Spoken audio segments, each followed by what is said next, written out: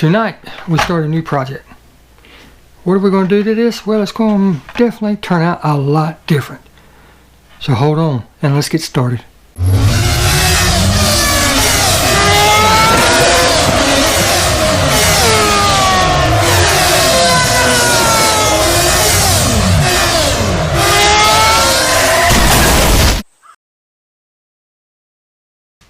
Now I really like this car. It's the Rocket Oil Special, and you know, it just puts you in the mind of the old race cars way back when. You know, they sit down, all they had for protection is their leather racing cap, and later on in the later days they had the racing leather jackets.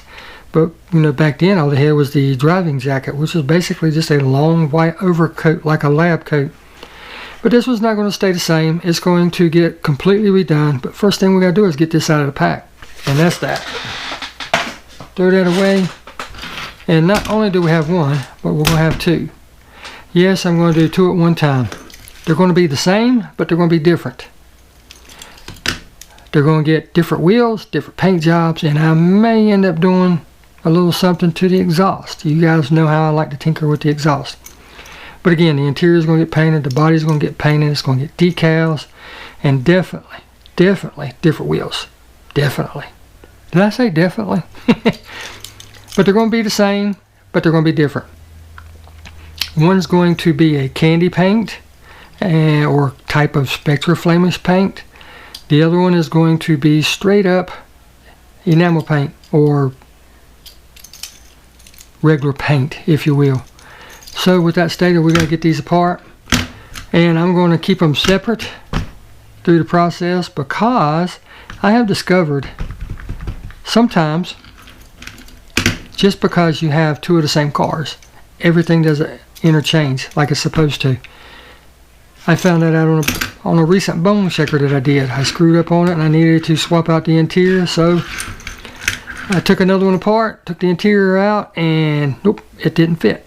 It was too tight. Yeah, the holes were off just enough to where it wouldn't fit. But we gotta crack these bad boys open, so let's do it.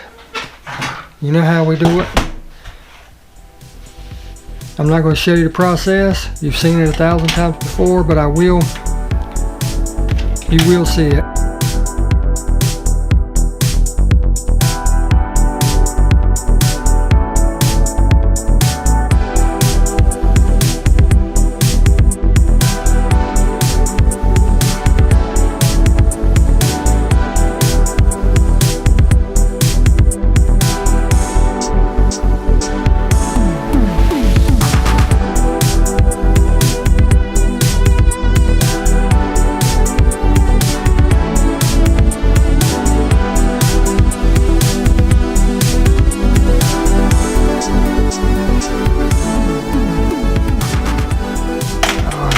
Bad boy apart. Clean out the base. And we'll have to make, I don't know. I don't know, we'll have to see about the wheels and everything when I get to those. I don't know if I'll just cut this off, slide the new axle through it and crimp it, or what we're going to do. But look at that. The wheel's not even made right. Look at that bad boy. It's got a notch in it. The other one didn't have it. But that's all there is to it. I'm glad I didn't go crazy with the posts because they're not super long. The back one is good, but that front one is not long at all. So, put that in that case. Not going to do anything to the interior right now.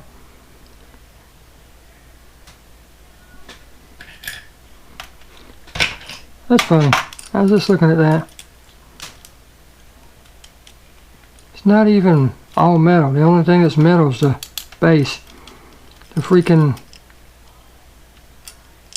the engine and stuff is chrome plastic. That's okay. I'm going to do some work on that anyway, as far as detailing and stuff. And then you have the little glass piece. I don't think that I'm going to paint the base. I normally paint the bases to match. I'm not certain yet. We may not. I know. But there's that one. Set that there. Now let's get this one drilled apart.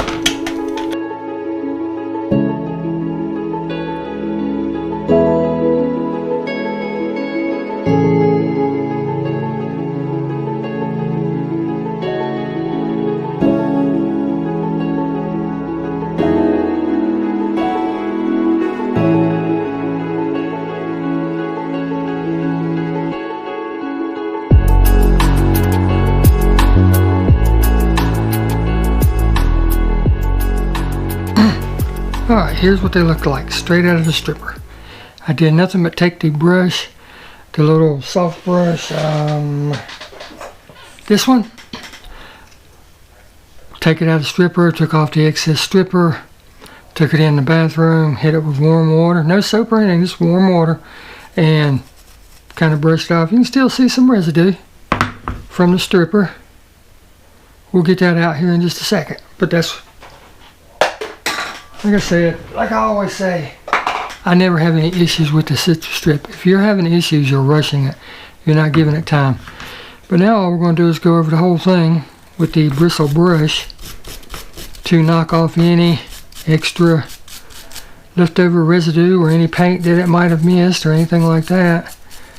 And it just basically scuff it up a little bit. That's really all we're doing. See it, that way we can get down to the metal.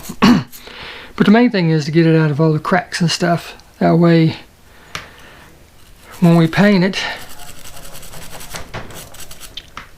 there's nothing in there. And now you can really see.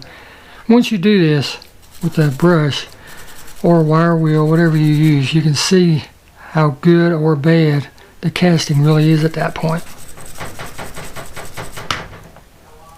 But you just hit all the cracks, any grooves, anywhere where paint might hide or a stripper might hide, or I mean, you can do the whole car if you want. Like I said, some people do the whole car with the wire wheel in their Dremel. I do it by hand because I'm going to sand. But you can see there's a nice casting line going right down that side and along this back. So we might try to take that off. We just might try to do that. Alright, got them all cleaned up. Now let's test fit the bodies to make sure everything goes back together so we know which one is which. Sometimes, I understand, sometimes it doesn't matter. I understand that. But sometimes it really does. So I just want to test fit everything without the windshield. I don't need the windshield to make sure everything's going to go back the way it's supposed to go. It looks pretty cool the way it is, but see, that's not really fitting on there. Just, oh, I got the screws in like a dummy. Duh. To do this, I got to take the screws out, otherwise it won't go in through the holes. That's okay. That is okay. It's going to be a pain to detail that interior, I tell you what. But we're going to try to do a little something with it. That snapped together real nice. Look how good that looks, just like it is. So I'm going to say that goes with that one. Now let's check the other one.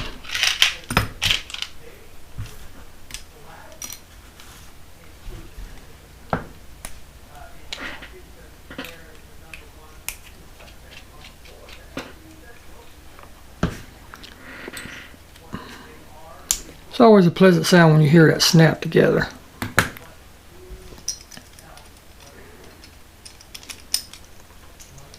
Oh yeah, that went together nice.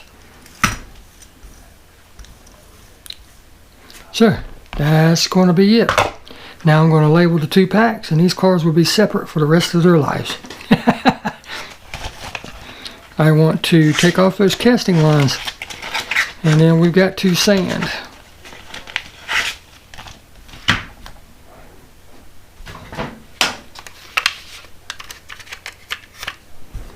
I don't know how well it's going to show up, but I'm just, the other one's not as bad. See? This one's raised up and everything. This one really isn't. I may still do his too, but for right this second, I'm going to see how it goes just doing mine.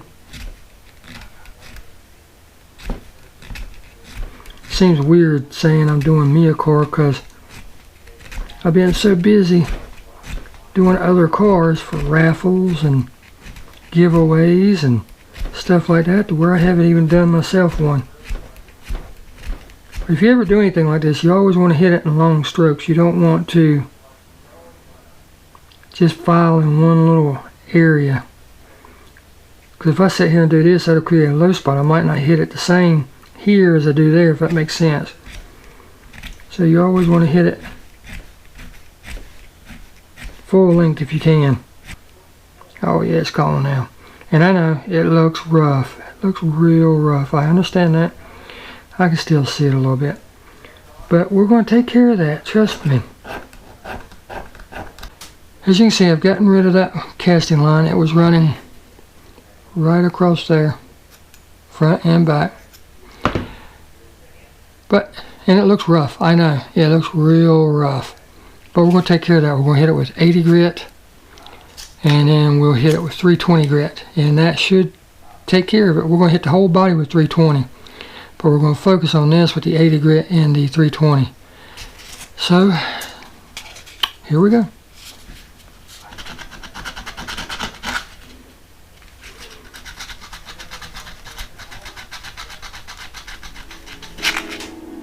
And all I'm doing is looking to get rid of the file marks. That's all I'm looking to do.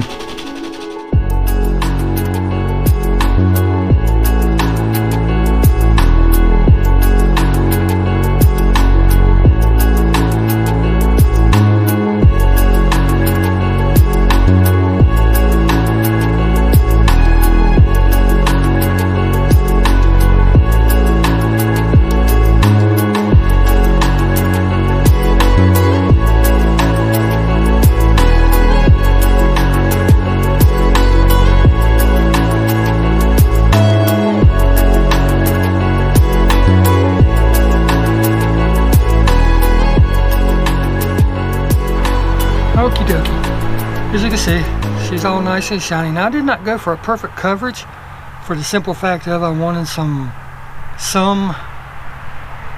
variations in the paint. So that's what we got. Here's the color we're going with, the Carib Blue, because it's transparent and I want it blue. Way too much for this car, but I have to mix up, you know, a certain amount just to get started. So here we go. Let's spray this bad boy. Always give it a test spray. Make sure it's coming out okay. And there's no base to do with this one because I'm going to just leave the base bare metal.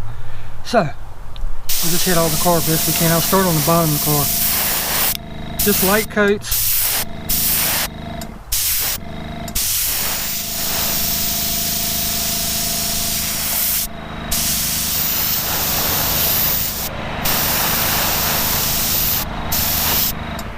And what the light coats do, let it sit for a minute, and you can already see that just looks gorgeous. And what the light coats do, it gives you something for your paint to actually stick to. In other words, this goes on real thin, it tacks up real quick, or starts to dry real quick, and then you can hit it with a wet coat. So, but it looks good just like that. If this was a polished one, I might hit it with one more coat and then leave it just like that. But here we go. Let's put on a good wet coat now. Use the air to help make sure it's dry.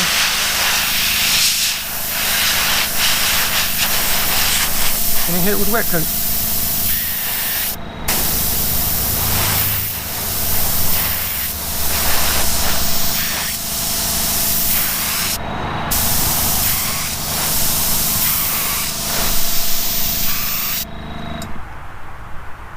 Look how good those defects I left in there are showing up. That just looks so good.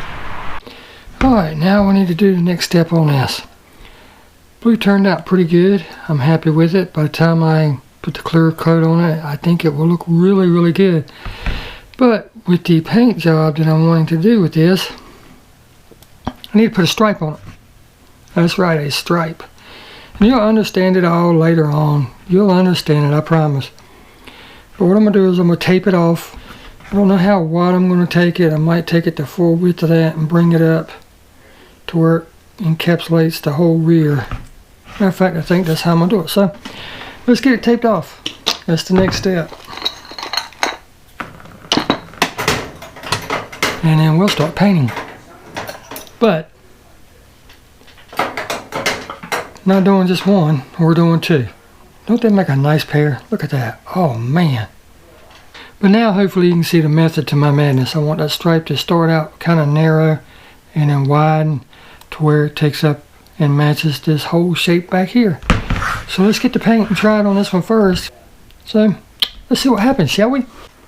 Well, there you go. That's how she looks. I think it turned out very nice. Now we're going to put decals on it and clear coat it, and hopefully when I clear coat it everything goes okay. Been having a few issues out of clear coat, but here's what we're going to put on this bad boy. The Golf logo, something like right there, and then maybe a little something on the front. We'll see when we get there. Let's get them cut out. Alright, here we go. See how this bad boy goes on. We'll put it right there on the back.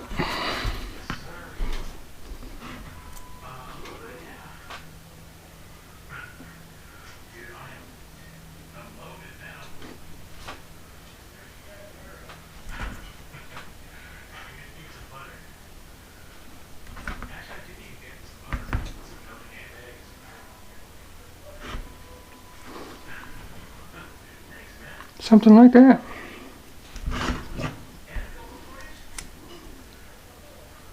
Spin it a little bit so it lines up the way I want it to line up. That way when the car is going straight, it kind of looks like it's the Golf is pointed the right way. Well, there we go. Got them on. All I'm going to do is put those there. And then I put the treasure hunt logo right there in the middle. Because let's face it, this would be a cool treasure hunt. I've got it right in the middle. If I look straight up it, you can see it. I think it looks pretty dang good.